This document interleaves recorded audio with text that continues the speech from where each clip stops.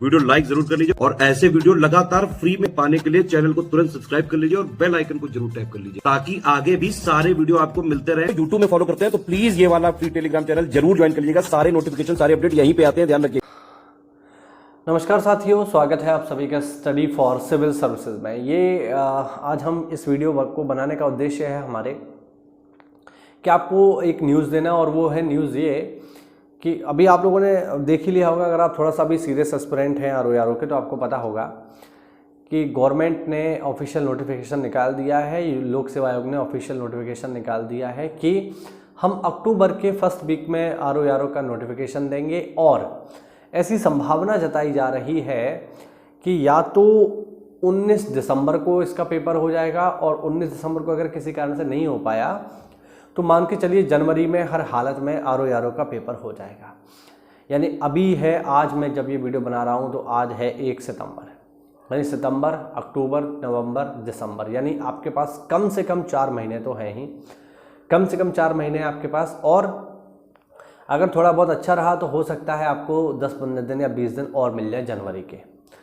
तो मान के चलिए आपके पास 4.5 महीने हैं, और अगर आप आज से भी इसकी तैयारी शुरू करते हैं, आरओ की आज से भी तैयारी शुरू करते हैं, तो मेरा विश्वास मानिए आप आरओ बन सकते हैं। ठीक है, बस करना क्या होगा, बस थोड़ा सा सही तरीके से, सही रणनीति से तैयारी करनी होगी और आप आरओ बन जाएंगे। कैसे? तो देखो, सबसे इंपॉर्टेंट क्या है आरओ में? हिंदी। तो हिंदी को आपको पर डे पढ़ना है 1 से 1.5 घंटा।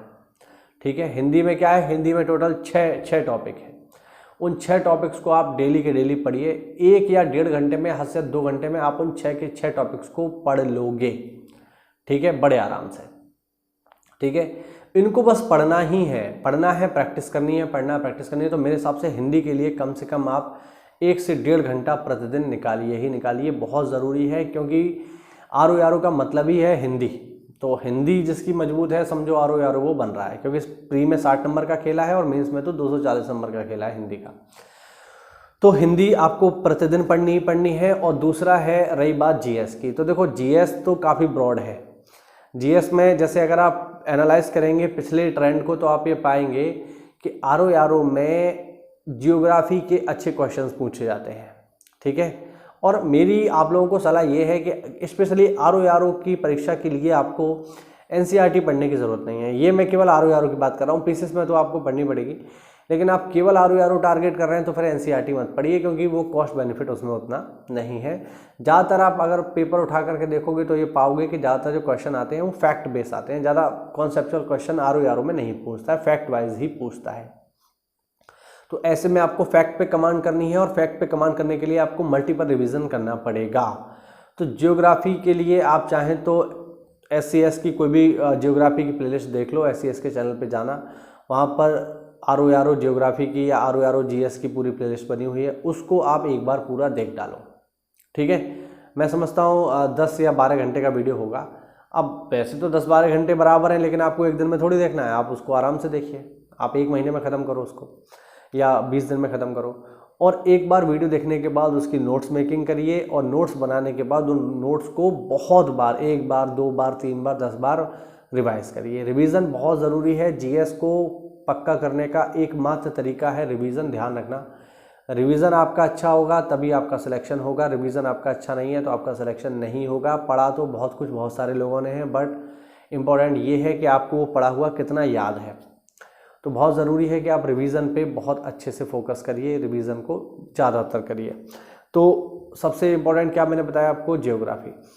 दूसरा जो इसमें इम्पोर्टेंट चीज़ है साथियों, वो है क्या, वो है करंट अफेयर।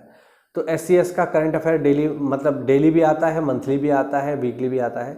तो मंथली वाला आप फॉलो करो, जुलाई से जून से पढ़ना शुरू कर दो, दिसंबर तक इसको पढ़ते चले जाओ।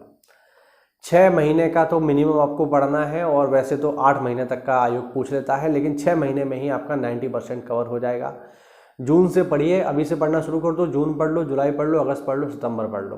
ठीक है, सितंबर तो अभी चल ही रहा है, यानी जून, जुलाई, अगस्त 3 महीने का ये आपको करंट अफेयर पढ़ना है। ठीक है, आप पेड ग्रुप लेना चाहें पेड ग्रुप में आ सकते हैं, अदरवाइज आप फ्री में पढ़ना चाहें तो वीडियोस फ्री थे, फ्री हैं, फ्री रहेंगे, ये एससीएस का वादा है।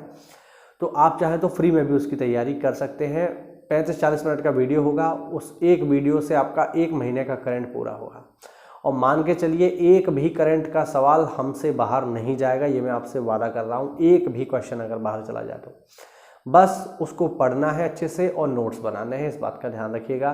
तो करंट अफेयर आपने पढ़ लिया, ज्योग्राफी आपने पढ़ लिया और यूपी स्पेशल पढ़ लिया, तो मान के चलिए करीब करीब 40 सवाल तो यहीं से हो गए ज्योग्राफी से, क्योंकि 15 से 20 और 25 सवाल तक जो है करंट अफेयर से आएंगे, 30 भी आ सकते हैं, है ना। 10, 12, 15 सवाल जो है आपके आएंगे ज्योग्राफी से, 10, 5 सवाल जो है आपके आएंगे करंट अफेयर से, यानी मान के चलिए 40-45 नंबर तो आपके यही हो गए।